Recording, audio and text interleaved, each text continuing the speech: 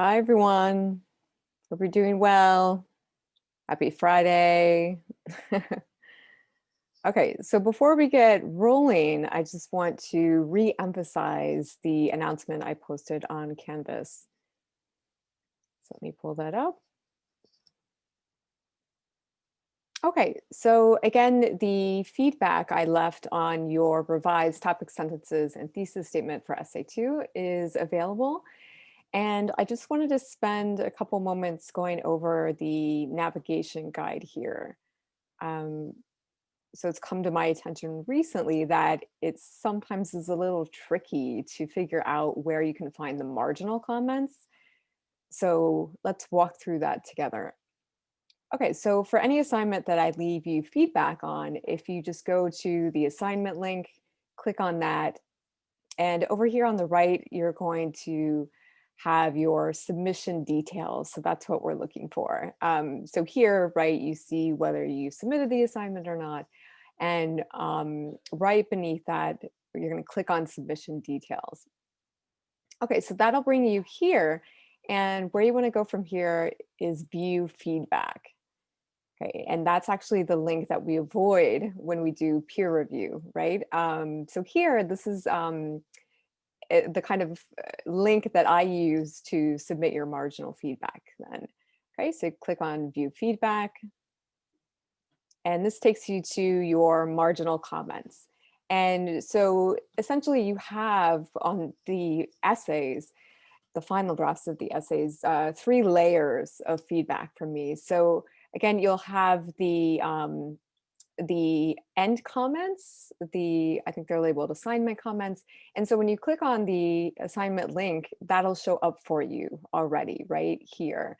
And so I'll have the feedback here, the overall feedback, plus I will attach the grading criteria that the writing program uses and highlighting the criteria that you've achieved for that particular draft. And so those 2 layers of feedback are available from this first page when you click on the submission link. But again, you have to kind of dig in to pull up the marginal comments. That's where you click view feedback and you'll find those marginal comments here. Okay, from there, if you'd like to download your essay with my comments, then you click here, this download icon. And for me, at least, when I do that and download it, then I end up getting a PDF. And so you'll see the words and phrases that I've highlighted to comment on. And if you hover your cursor there, it should bring up the marginal comment, right? And so definitely, those are the kind of detailed comments I think that are going to help you the most, kind of go back in and rethink your arguments and your use of textual evidence. And you want to think about those comments as you're moving forward to the final draft of Essay 2. So in other words, you want to be able to make sure, if you haven't already, to see those marginal comments that I left for Essay 1. Okay, and using the same process, then you'll find the feedback on the topic sentences and thesis statement for Essay 2. Okay, so now we'll go ahead and get started. So today we're going to focus on connecting key terms.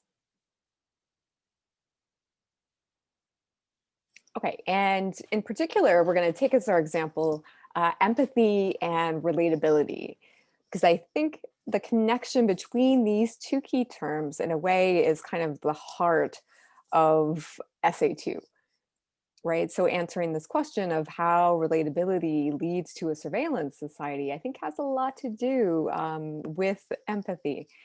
So one way, again, to develop connections between texts is to think about how a key term from one text might relate to a key term from another.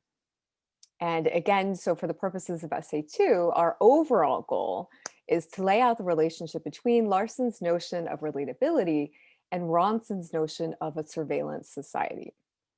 Okay, and so that overall connection between those 2 primary key terms is the focus of the prompt. So in other words, when you boil that prompt question down, what you essentially get is how might relatability lead to a surveillance society, right? So we're developing this kind of cause and effect relationship between those two overall key terms. Okay, and as we're working to finalize our revisions for essay two, we want to think through the connections between some of the other key terms of the text to help us more fully develop our overall response to the prompt. That is, doing this kind of thinking through of other key terms besides relatability, perhaps, or besides surveillance society, might help us to develop a more specific and complex thesis, right? And so, the more complex your argument, the more specific, the higher up that grading criteria you're going to push yourself, right? And that's where we want to go heading into essay three, certainly, right? Okay, so with these goals in mind, let's take Ronson's key term empathy and think through its relationship to Larson's notion of relatability, right? And so certainly surveillance society is still our end goal, but perhaps empathy is a little place to kind of stop on the journey to a surveillance society. Okay, and also this is a way to review one of the quiz questions from quiz 6, right? So that question was asking you how or whether Ronson would describe people who value relatability as displaying empathy and curiosity, right? So the kind of core of that question is essentially what's the relationship between empathy and relatability? Okay, so let's start with defining empathy. So when we empathize with someone, we could say that we are relating to them. And I think that's the starting point of our connection here between empathy and relatability. So in other words, empathizing is a form of relating. However, we want to think about how this form of relating, empathizing, as Ronson defines it, is different from the kind of relating we see with relatability as Larson defines it.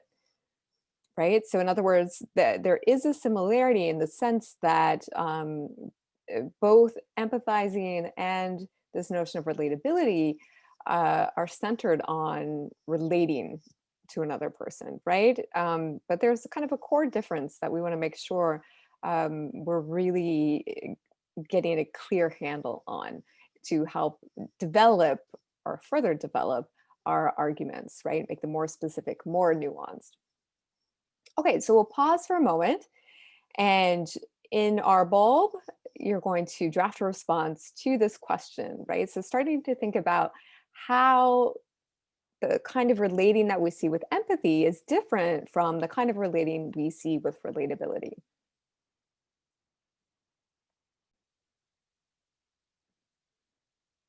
Okay, so let's think this through together. So according to Larson, the kind of relating we see with relatability is based in similarity or sameness, right? As we've been discussing.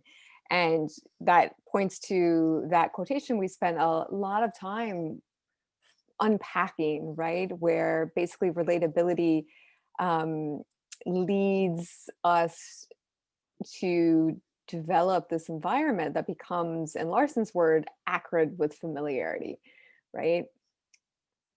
However, Ronson wants us to imagine what other people are going through, what their motives might be, and how they're feeling. So, in other words, for Ronson, the kind of relating he wants to see with empathy is based in difference. So, in wanting to see the world, for example, through someone else's perspective.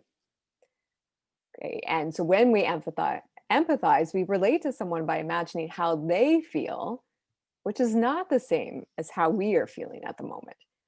Right. So that notion of wanting to get kind of beyond our current thinking and viewpoints and emotional state to imagine how someone else is thinking or feeling. So in sum, then, with relatability, according to Larson's notion of it, with relatability, we relate through sameness, while with empathy, we relate through difference, right? And I think that's a really key difference that will help us kind of unlock some, I guess, some more nuance or complexity for our arguments, right? Okay. And so just to reflect, thinking forward again to the final draft of essay two, so how might you use this new kind of more detailed, complex understanding of the difference between empathy and relatability to help you more fully develop or complicate your argument in essay two, right? So where might you see this this connection, right, where both empathy and relatability are a form of relating. However, relatability relates through sameness, empathy relates through difference. Where might that fit into your argument? Where might it help make that argument more specific? Okay, so we'll pause here so you can take a few minutes to reflect. Okay, I look forward to reading your reflections. Okay, and looking forward. So our next video, we are going to be thinking through what your grading criteria calls progression. So thinking about, okay, we have this notion of relatability, and our prompt is asking us to figure out how that connects to a surveillance society, right? And so you're starting with relatability and you're ending up with the surveillance society. So now we want to think about how our argument might progress from relatability to a surveillance society, right? So thinking through the rating criteria in the structural coherence category, that notion of progression comes up, right, for each grade level. And so that has everything to do with developing relationships between our body paragraphs. Okay, so that one body paragraph builds upon the next, right? Okay, so I will see you in the next video then. Bye, guys.